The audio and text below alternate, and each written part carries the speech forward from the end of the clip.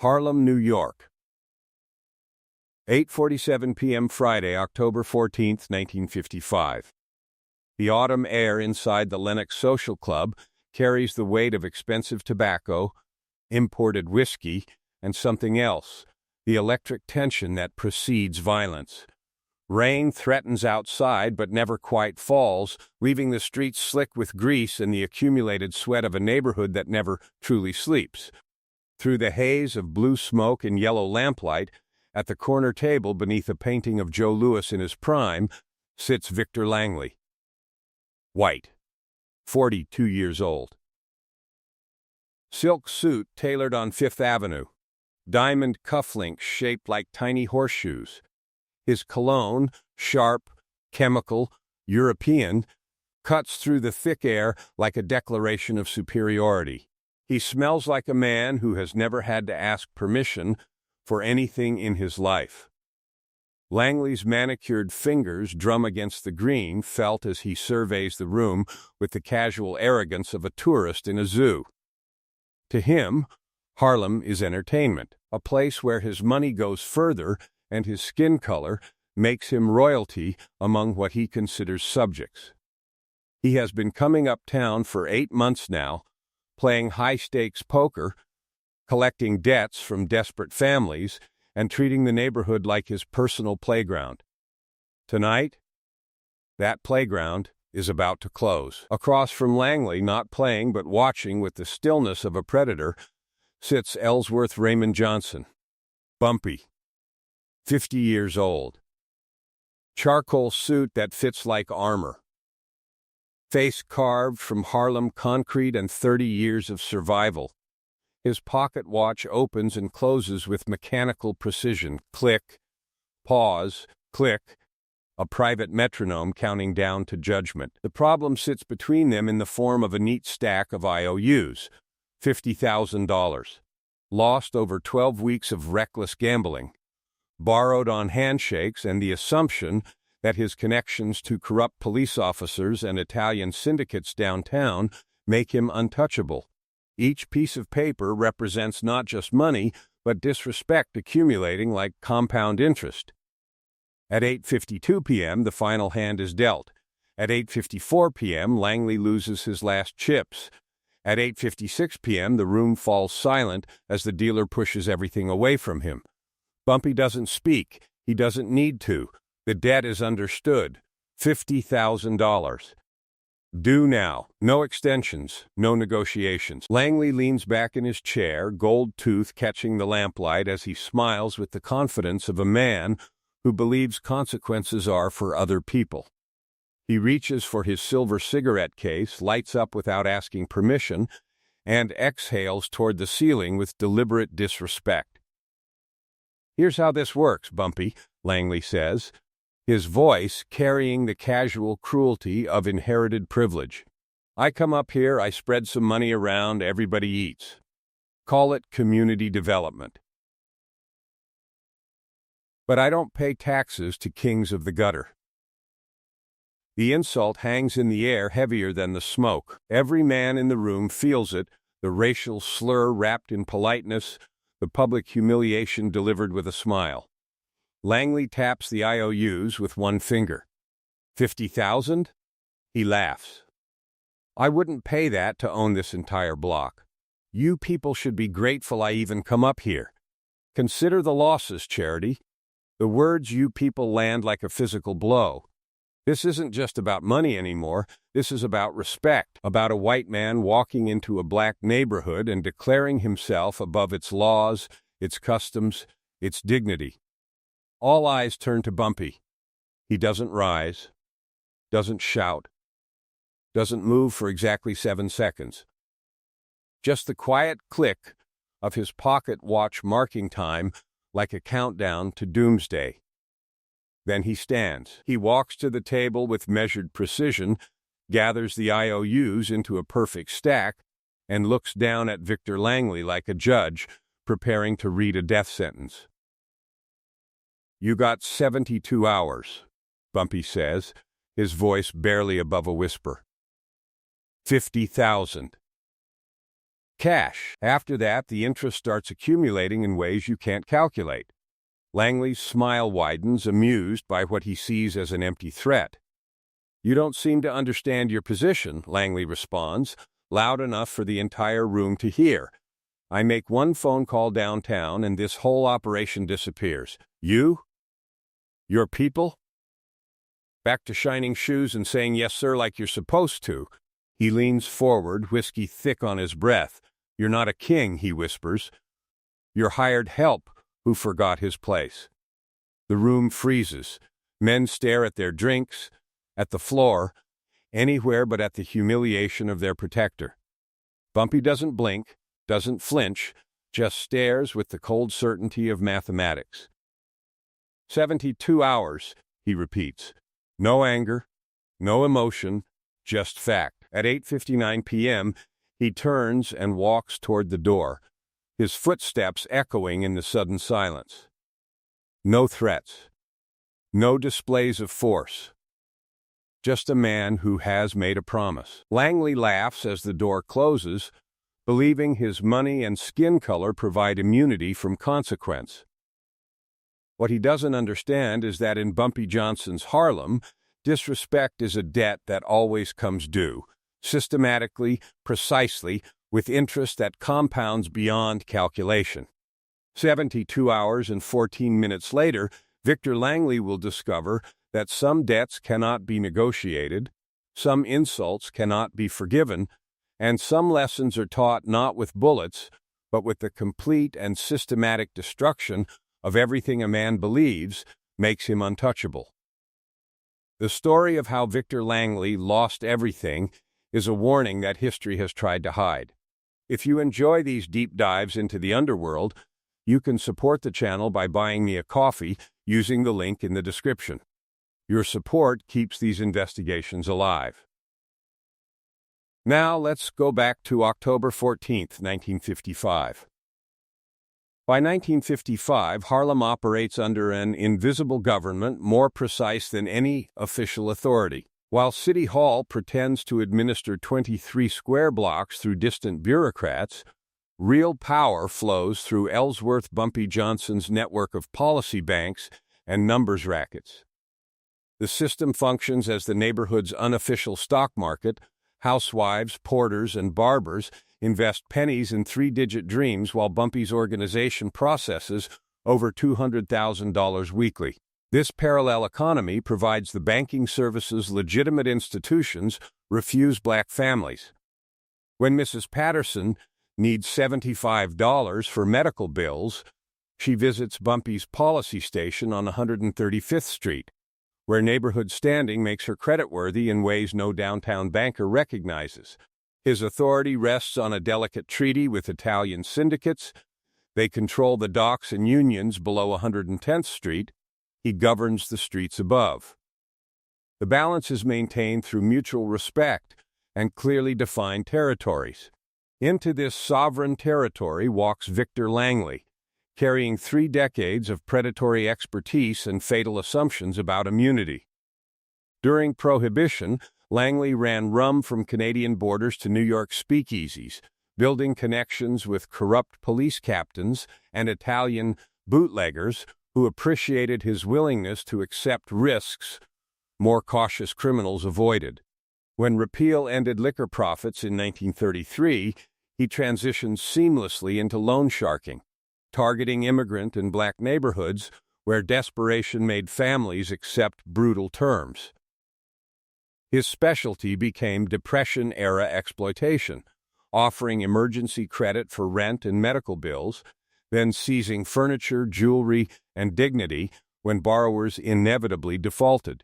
By 1955, he operates a portfolio worth approximately $300,000 in outstanding debts, enforced through violence and police protection, purchased with monthly envelopes. Langley's fatal assumption rests on 2 pillars: his relationships with precinct captains who accept his bribes, and casual business connections to Genevieve's family loan operations downtown.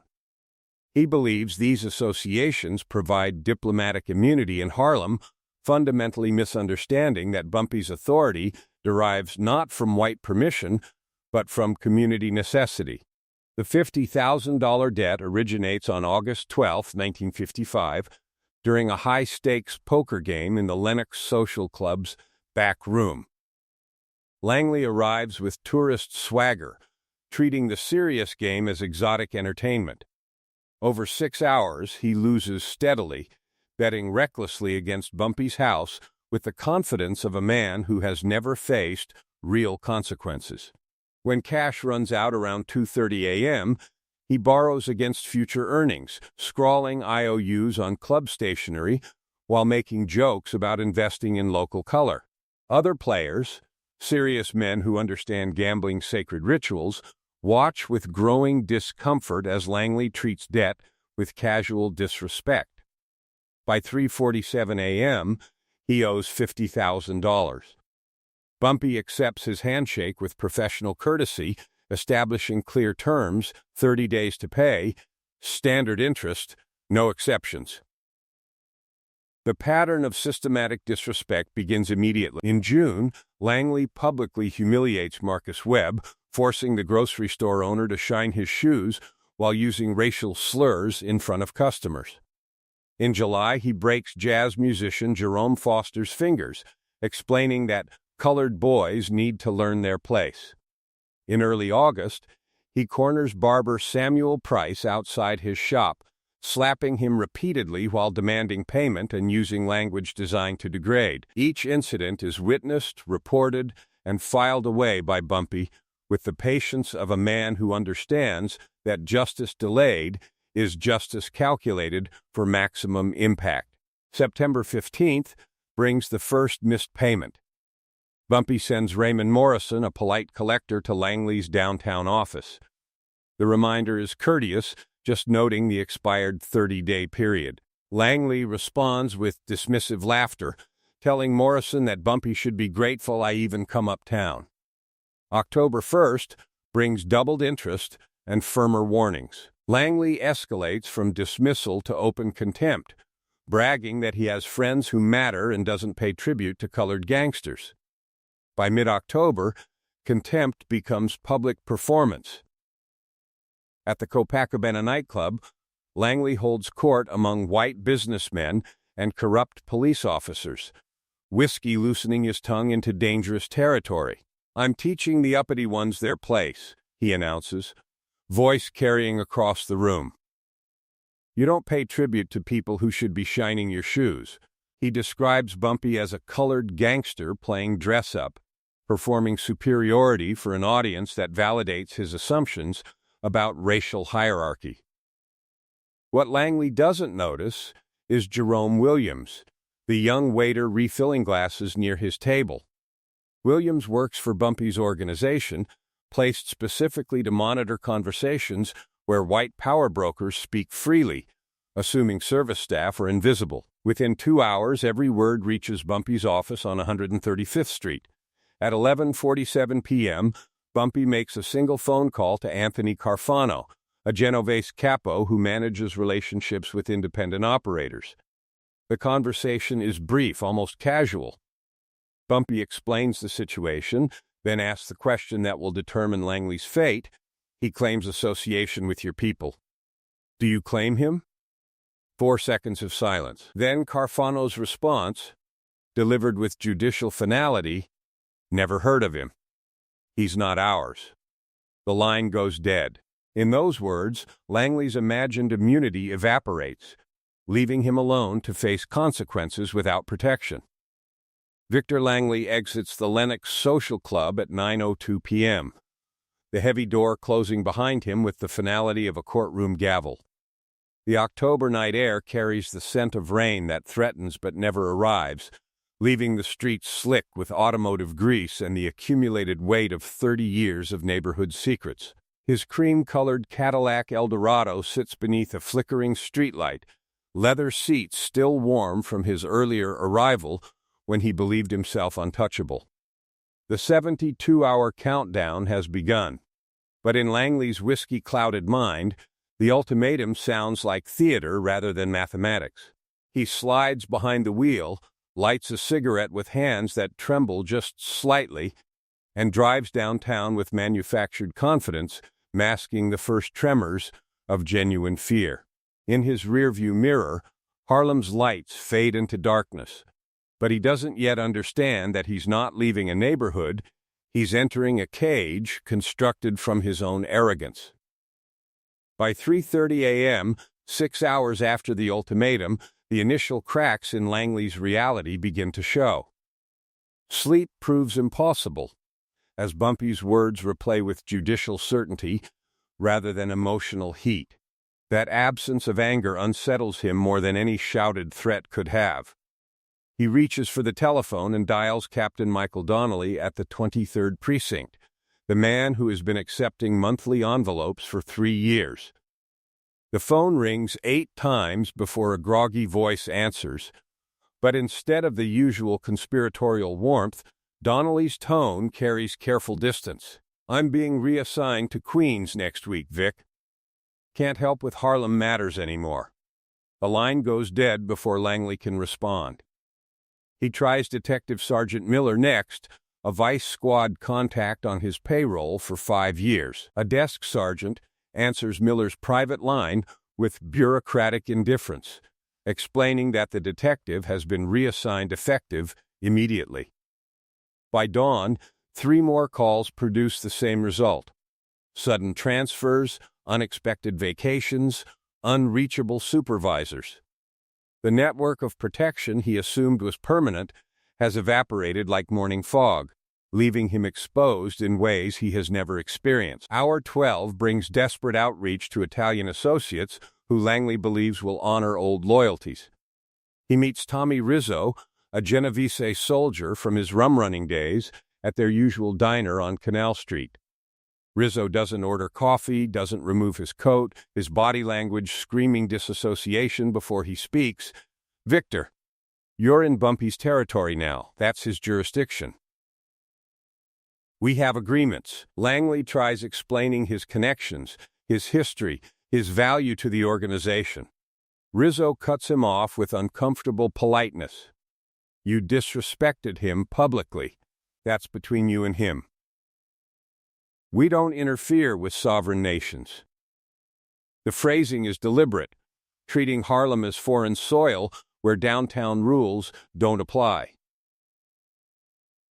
When Langley attempts to name-drop Anthony Carfano, Rizzo stands up.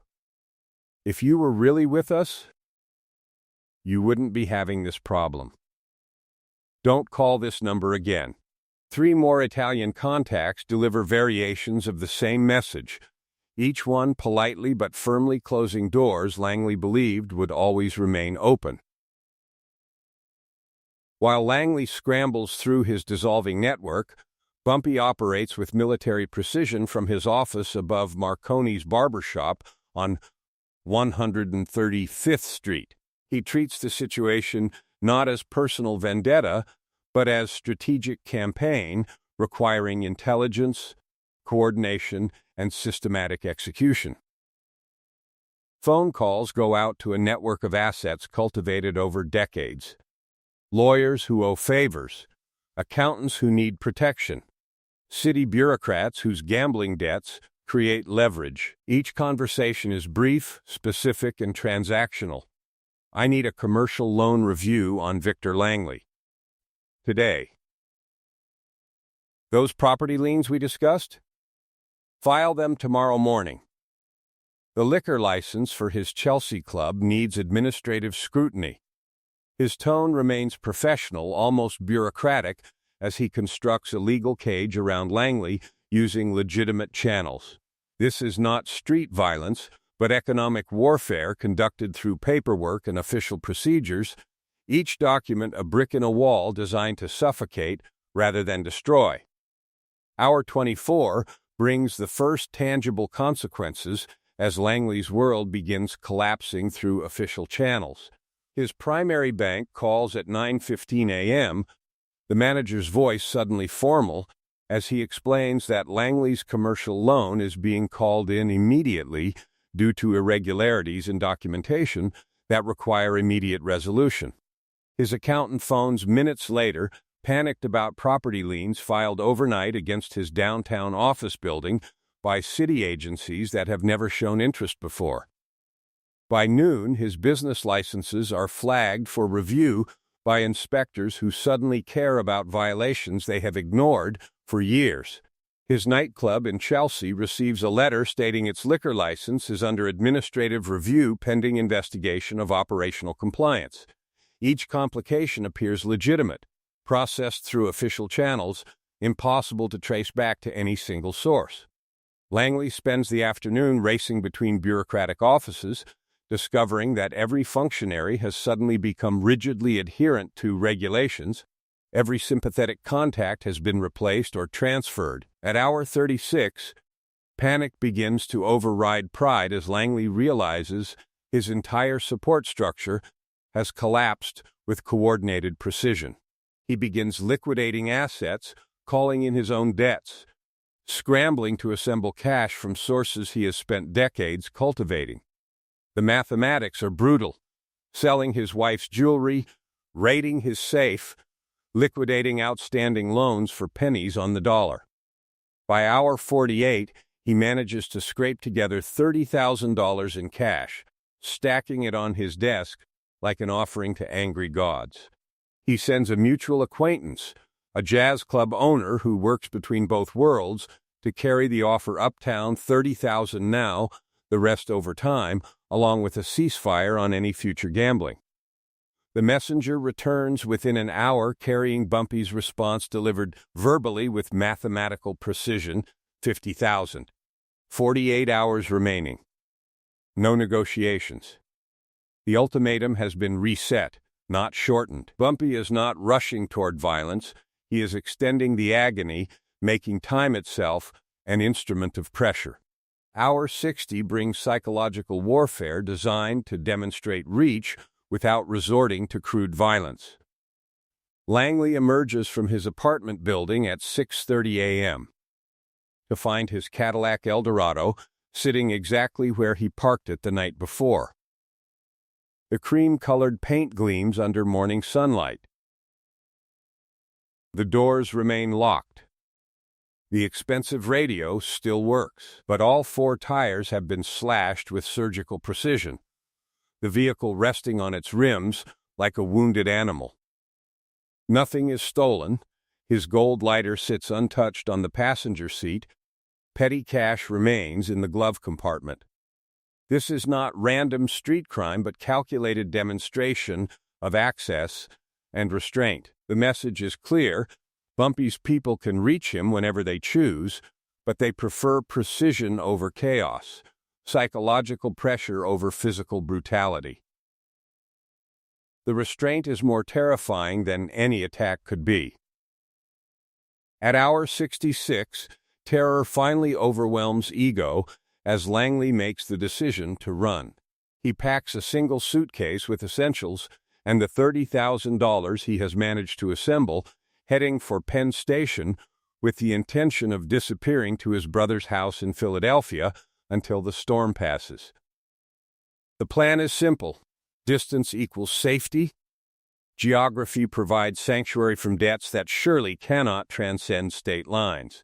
He purchases a ticket for the 2:15 p.m. train, believing that putting miles between himself and Harlem will reset the equation in his favor. As he waits near the platform, overnight bag clutched in sweating palms, two well-dressed black men approach with unhurried confidence. They don't threaten him, don't grab him, don't even speak. They simply smile with professional courtesy and hand him an envelope before walking away into the crowd without a word. Inside, Langley finds a train ticket purchased in his name, but it's a return ticket from Philadelphia to New York, dated for tomorrow morning. The implication hits him like a physical blow. He can run if he wants, but he will be brought back to face consequences. Geography provides no escape from debts that transcend territory. 6 hours remain before the deadline, and for the first time in his life, Victor Langley understands that he is not the one dictating terms. The tracks only go in a circle, and every circle leads back to Bumpy Johnson at 8:47 p.m. On Monday, October 17th, exactly 72 hours after Bumpy Johnson's ultimatum, Victor Langley sits barricaded in his fourth-floor apartment on West 38th Street. Heavy oak furniture blocks the door, velvet curtains seal the windows, and a sawed-off Remington shotgun rests across his lap with both barrels loaded. The $30,000 he managed to scrape together sits in a black leather briefcase on the mahogany coffee table. Sweat-stained bills representing everything he could liquidate in 3 desperate days. His apartment reeks of cigarette smoke, stale whiskey, and the sour smell of fear-induced perspiration. The clock on his mantel ticks past the deadline with mechanical indifference, each second stretching into eternity as he waits for violence his imagination has constructed into inevitable certainty. Hour 73 passes in excruciating silence that proves more psychologically devastating than any confrontation could be. No footsteps echo in the hallway. No splintering of wood announces invasion. The telephone sits mute, offering neither threat nor reprieve. Langley's mind begins constructing false narratives of hope. Perhaps Bumpy has reconsidered. Perhaps the $30,000 will suffice. Perhaps distance has diluted consequences. He pours whiskey with trembling hands, alcohol providing temporary courage, while paranoia battles desperate optimism. By hour 75, exhaustion begins overriding fear. His body demanding rest his mind refuses to permit. The shotgun grows heavy across his lap. The briefcase transforms from salvation into accusation of inadequacy against forces he has fundamentally misunderstood. At hour 76, a gentle knock shatters the silence with almost comical normalcy. Through the peephole, Langley sees Lydia, his girlfriend of 8 months, holding grocery bags and calling his name with familiar concern. Her presence represents the first human contact since the deadline passed, a connection to normalcy his isolation-fevered mind desperately craves. He hesitates, then moves furniture aside piece by piece, unlocks 3 deadbolts, and opens the door. She enters with genuine-seeming worry, sets groceries on his kitchen counter, and begins unpacking with domestic casualness that feels surreal against his terror. Relief washes over him like a drug as she asks about his stress, offering comfort that makes him feel human again. What Langley doesn't notice in his exhausted state is Lydia's practiced efficiency. While he turns to replace the barricade, she retrieves his keys and silently unlocks the door's main lock. When he sets the shotgun down to help unpack, she positions herself between him and the weapon with choreographed precision. Lydia Morrison has been on Bumpy's payroll for 6 weeks, recruited specifically for this moment, paid $500 to provide access without violence. She is not criminal, but pragmatic, understanding that survival sometimes requires calculated betrayal. The door opens at 9:34 p.m. Without forced entry. 3 men enter wearing tailored suits that mark them as professionals rather than street enforcers. Harold Pemberton, a tax attorney, Samuel Green, a real estate lawyer, Marcus Webb, an accountant from Harlem. They carry briefcases filled with documents more devastating than any weapon. Pemberton spreads papers across Langley's kitchen table with surgical precision: foreclosure notices, tax liens, court judgments, business license revocations, each document legally sound, processed through legitimate channels, impossible to challenge without resources Langley no longer possesses. The revelation unfolds with systematic cruelty. Bumpy hasn't simply demanded payment, he has executed coordinated economic annihilation through lawyers, judges, and bureaucrats whose loyalty was purchased over years. Every asset Langley owns has been legally seized, every income stream severed, every protection dismantled. The $30,000 becomes functionally meaningless because there is nothing left to save. His properties are foreclosed, his accounts frozen, his reputation destroyed through legitimate legal mechanisms turned into weapons of surgical precision. Green produces the final accounting. Langley's net worth is negative $17,000. The briefcase of cash cannot purchase back assets legally transferred through court orders and administrative procedures. The professionals pack their documents with methodical precision, leaving Langley physically unharmed but financially obliterated. On his kitchen table, Pemberton places a newspaper dated for tomorrow morning with the headline, "Prominent Loan Shark's Empire Collapses in Tax Scandal." The article details his tax evasion and illegal practices, with information only someone with complete access to his private records could provide. Langley stares at the newspaper with dawning horror, realizing Bumpy's reach extends into places he never imagined: banks, courtrooms, editorial offices, and federal agencies. He sits alone, surrounded by worthless cash and legal documents, spelling his complete destruction, understanding finally that he is challenged not a gangster, but an entire parallel government operating with more efficiency than any official authority he has ever known. Tuesday morning light filters through windows that no longer belong to Victor Langley, illuminating the debris of a life systematically dismantled. He wakes on his leather couch, still wearing yesterday's wrinkled suit, the taste of stale whiskey and desperation coating his mouth like ash. The apartment feels fundamentally different before he understands why. Emptier, violated, transformed from sanctuary into crime scene. Taped across his front door hangs an official eviction notice from the New York City Marshal's office, giving him 72 hours to vacate premises legally seized for unpaid property liens totaling $47,000. The document bears authentic stamps and signatures processed through legitimate channels, impossible to challenge without legal representation he can no longer afford. On his kitchen table sits the morning edition of the Daily News, the headline occupying the entire front page, "Prominent Loan Shark's Empire Collapses in Tax Scandal." The article dissects his 3 decades of predatory lending with forensic precision, naming victims, documenting illegal interest rates, and exposing systematic tax evasion totaling over $200,000. Reporters have somehow accessed his most private financial records, interviewing families he exploited during the Depression who describe furniture seizures, jewelry confiscations, and threats of violence when payments came late. The story is crafted to ensure no sympathy, no ambiguity. Victor Langley isn't a businessman in distress, but a villain finally exposed to public judgment. Inside his ransacked apartment, Lydia has vanished along with anything portable and valuable. His gold cufflinks, silver cigarette case, expensive watches, even the emergency cash hidden in his bedroom safe, all gone. She performed her role with professional efficiency, leaving only furniture too heavy to carry and legal documents proving his destruction.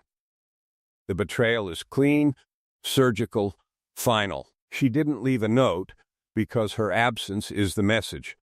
Her theft the final payment for services rendered to Bumpy's organization. The telephone becomes his weapon of last resort. He dials business associates one by one, seeking leverage in a world that has already written his obituary. His accountant answers with icy formality before explaining that their professional relationship is terminated effective immediately due to ethical considerations. His lawyer refuses the call entirely, the secretary explaining that the firm cannot represent clients under federal tax investigation. The liquor distributor who once begged for his patronage now claims they never had a formal contract. Each conversation follows the same script: polite distance, sudden memory loss, strategic amnesia performed by men who once laughed at his jokes and accepted his bribes. By noon, 23 phone calls have produced 23 variations of abandonment, each contact severing ties with surgical precision to avoid contamination by association.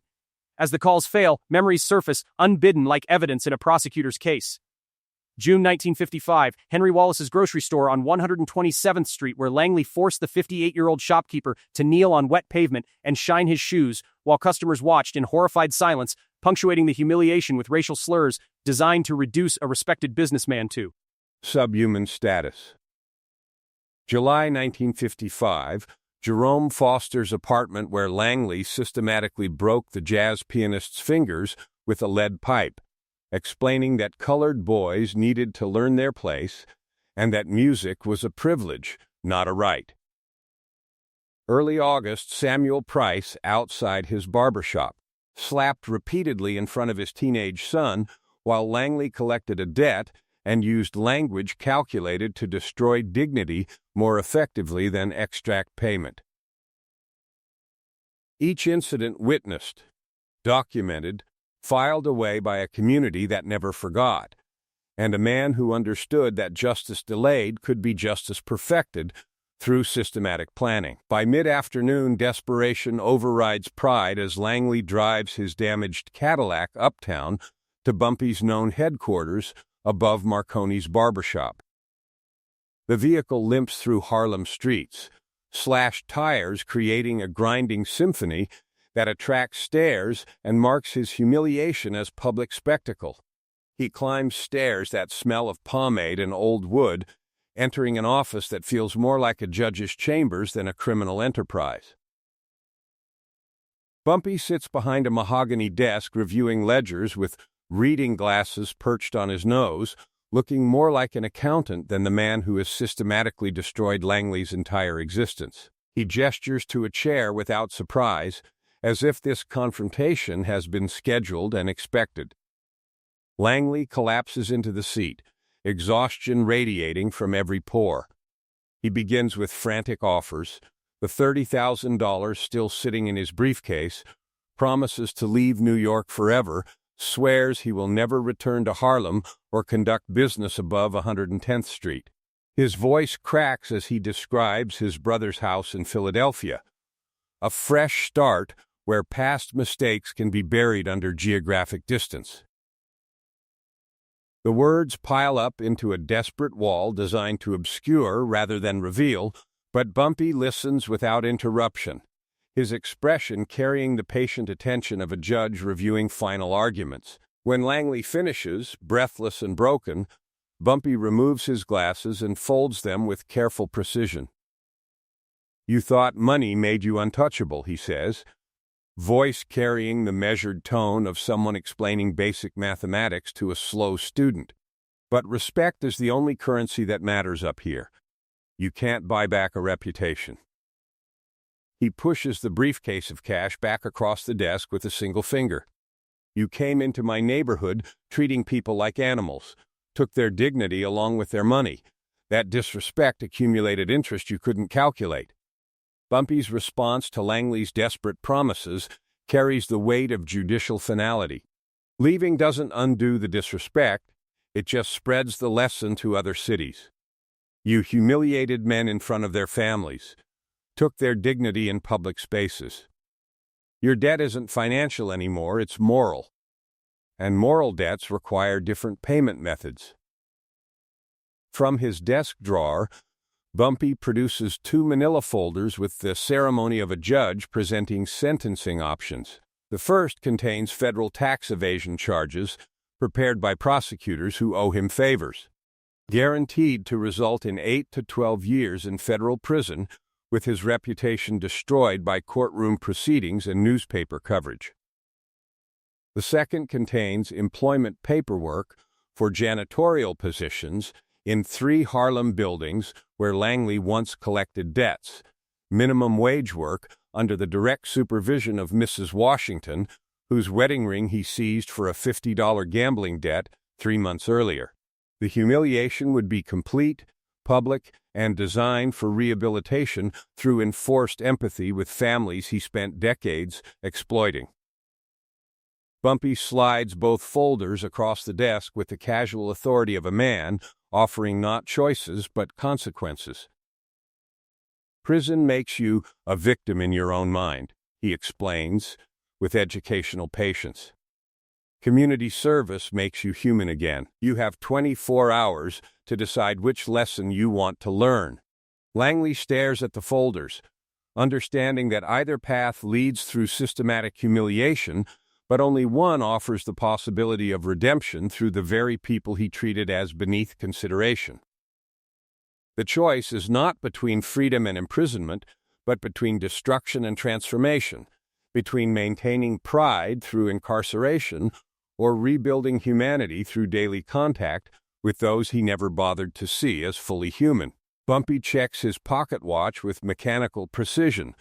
Click, pause, click, marking time until judgment must be rendered and consequences must be faced.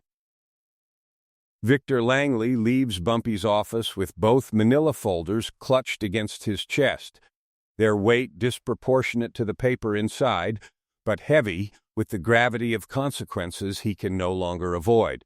Tuesday night settles over Harlem like a shroud as he begins what becomes a pilgrimage through the geography of his own prejudice.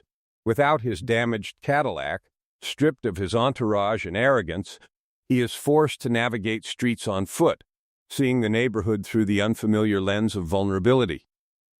The October air carries the scent of coal smoke and cooking grease, sounds of life continuing despite his personal apocalypse, revealing a world that has always functioned beyond his comprehension. At 9:47 p.m.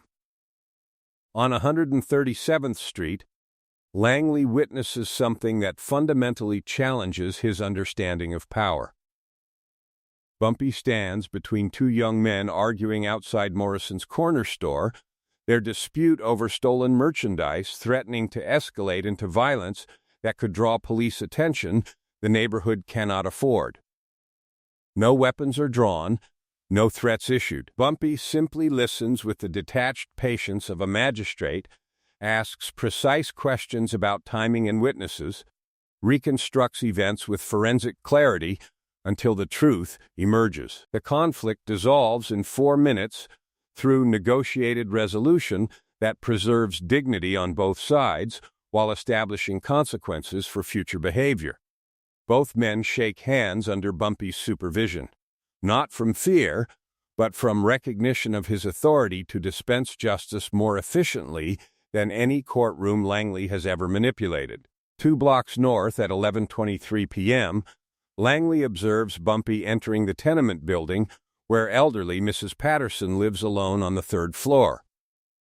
Through the ground-level window, he watches money change hands in a transaction that reveals the sophisticated infrastructure of parallel government. This is not collection but distribution, ensuring her heating bill is paid before winter temperatures make the apartment uninhabitable. The exchange is conducted with dignity, framed as payment for neighborhood information rather than charity that might wound pride. Langley realizes with dawning discomfort that he is witnessing social services delivered with more efficiency than official welfare agencies that require humiliating paperwork and bureaucratic delays designed to discourage rather than assist. Near midnight outside the Lenox Social Club, Bumpy coordinates job placements for 3 young men recently released from Rikers Island, their criminal records making them unemployable through legitimate channels. He matches skills to opportunities with the precision of a professional placement agency, one to construction work with a contractor who owes favors, another to a loading dock position at a Harlem warehouse, the third to apprenticeship with an electrician willing to train despite past mistakes. Each placement creates obligations and connections that weave individuals back into community fabric, providing structure and legitimate income in a city that offers them neither.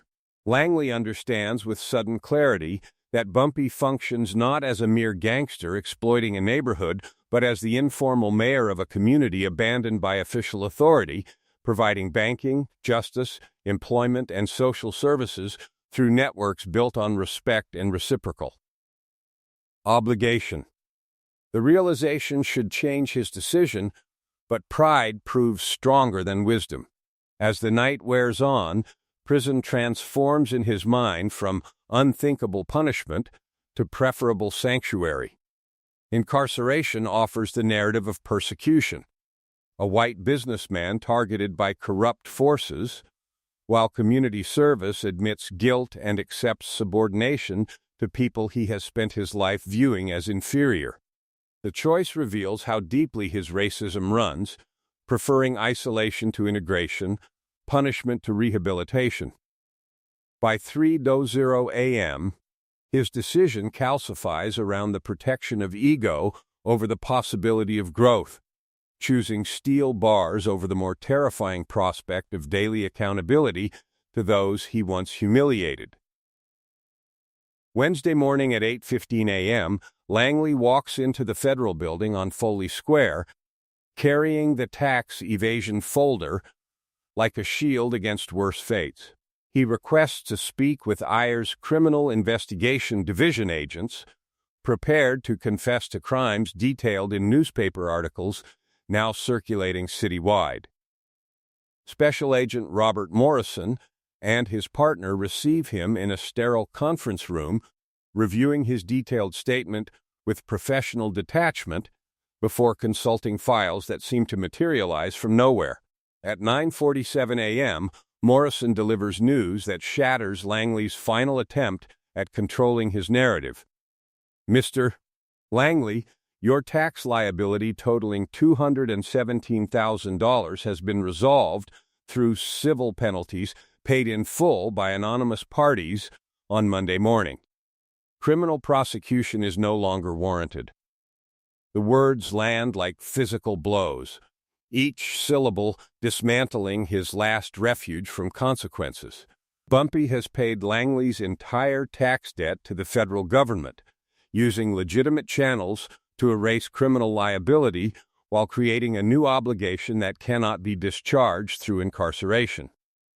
The debt transforms from financial to moral, from legal to existential. Langley is released onto the courthouse steps at 10:23 a.m., technically free, but more imprisoned than any cell could make him. He stands in Tuesday's wrinkled suit, briefcase containing worthless cash, watching traffic flow past with the dissociation of someone whose reality has fundamentally collapsed. Bumpy waits beside a black Cadillac parked illegally in front of the federal building, leaning against the hood with the patient posture of someone who knew exactly when and where this moment would occur.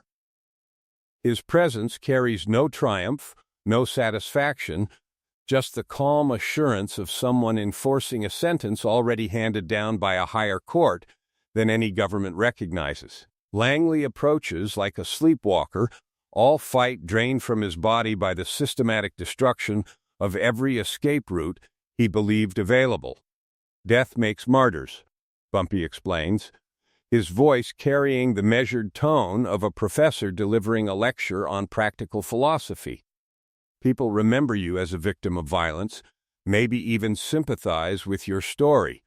Prison makes victims too. You serve time, pay your debt to society, walk out believing you've settled all accounts. He pauses, letting the sounds of downtown traffic fill the silence between them. But poverty and humiliation make lessons. Real lessons, the kind that change how a man sees the world, not just how the world sees him. From the Cadillac's trunk, Bumpy retrieves a neatly folded gray janitor's uniform with V. Langley stitched above the breast pocket in black thread, along with a work schedule printed on official letterhead.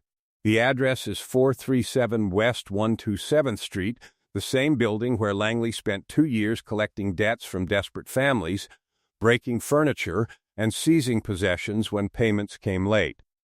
Your shift starts Monday at 6 a.m. minimum wage, 40 hours weekly, no overtime, no tips. You'll work under Mrs. Washington, the woman whose wedding ring you took for a $50 gambling debt in July. She's your supervisor now. The uniform hangs between them like a flag of surrender, gray fabric representing complete inversion of every hierarchy Langley has spent his life enforcing. This isn't revenge executed through violence, but rehabilitation designed through enforced proximity to humanity he has refused to acknowledge. He will scrub floors he once walked across with arrogant entitlement, empty trash for families he once threatened, take orders from a woman he once humiliated in front of her neighbors. The punishment is perfect because it offers no escape into victimhood, no narrative of persecution, only daily confrontation with the consequences of systematic disrespect. Bumpy's genius lies not in destruction, but transformation, turning an enemy into a student through the most effective teacher available, lived experience among those he never bothered to see as fully human. Langley takes the uniform with trembling hands, understanding finally that the $50,000 debt has been paid in full, but the education in respect has only just begun. 6 months later, the man who once collected debts in tailored silk now scrubs hallways in gray cotton, his transformation measured not in dramatic revelations, but in the accumulated weight of daily humility. Victor Langley lives in a 12 by 10-foot room above Chen's Laundry on 129th Street, furnished with a narrow bed, chip dresser, and hot plate that serves as both stove and heater. His weekly wage of $64 after taxes teaches lessons no lecture could convey. How rent consumes half your income, how hunger becomes background noise rather than emergency, how dignity persists even when material comfort evaporates. The Cadillac is gone, repossessed in the first wave of financial executions. His wardrobe consists of 2 work uniforms and 1 threadbare overcoat that provides little protection against winter winds that cut through Harlem streets with the same precision Bumpy applied to dismantling his empire. Each morning at 5:30, Langley reports to 437 West 127th Street, the same building where he once strutted with predatory confidence, now carrying bucket and mop like instruments of penance. Mrs. Evelyn Washington supervises his work with quiet dignity that proves more intimidating than any weapon he once wielded. The woman whose wedding ring he seized for a $50 gambling debt never references that theft, never weaponizes his past against him. Instead, she evaluates his work with professional detachment, demanding excellence because our building deserves respect, Mr. Langley. When he shortcuts his duties or complains about physical demands, she reminds him that she raised 4 children while working 2 jobs after her husband died in 1943. Her replacement wedding ring, purchased collectively by her church congregation, gleams on her finger as a symbol of community solidarity that indicts his past actions more effectively than any accusation. The transformation occurs through accumulated small recognitions, learning the names of children he once ignored, remembering birthdays of elderly residents he previously viewed as obstacles, contributing labor to community projects that benefit people who owe him nothing. Daily interaction with families he once exploited gradually dismantles the psychological architecture supporting his racism. Mr. Patterson on the 3rd floor, whose medical bills Langley once leveraged for predatory loans, now shares coffee during morning breaks, discussing baseball with the assumption that shared humanity transcends past transgressions.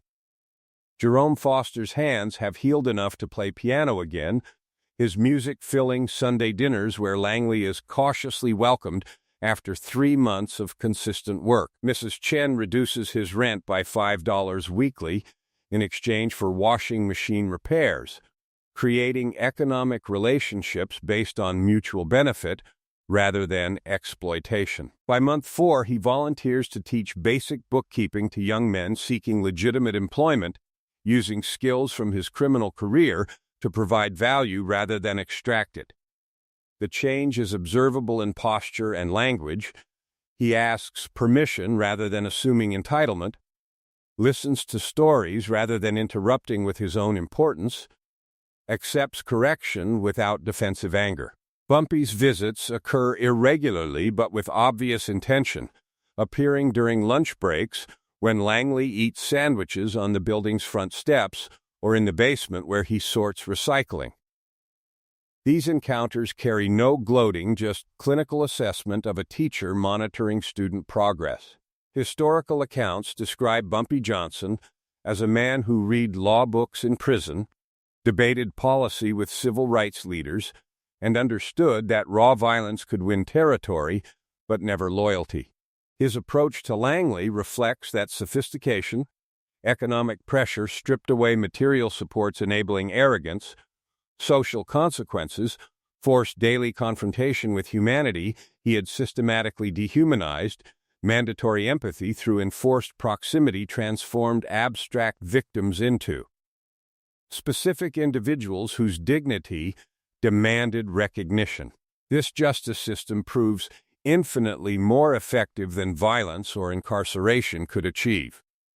The final lesson emerges during a community meeting in late April when the pastor unveils a plaque dedicating the new youth center on 135th Street. It lists an anonymous donor for exactly $50,000, the original debt transformed into permanent infrastructure benefiting the neighborhood Langley once exploited. On a quiet Tuesday in May, he encounters Bumpy outside Marconi's barbershop, where their confrontation began 7 months earlier. The geography remains unchanged, but the men occupying it have been fundamentally transformed. Bumpy asks the question pending since the first day of sentence, "Have you learned the lesson?"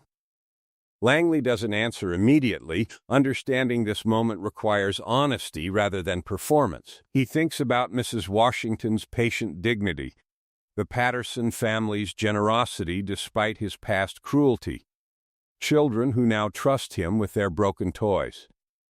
Respect isn't about fear, he finally responds, words carrying the weight of lived experience rather than abstract theory. It's about seeing people as human. Really, seeing them, not as obstacles or opportunities, but as people whose dignity matters as much as your own.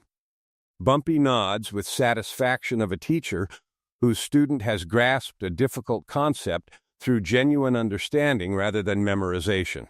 In Bumpy Johnson's Harlem, the ultimate victory was never eliminating disrespect through violence, but teaching respect to those who had never learned it, proving that the most lasting revenge is helping your enemy become a better person. The $50,000 debt became a masterclass in community justice, demonstrating that true power lies not in the ability to destroy enemies, but in the wisdom to transform them into allies through the systematic reconstruction of humanity, one day and one act of service at a time.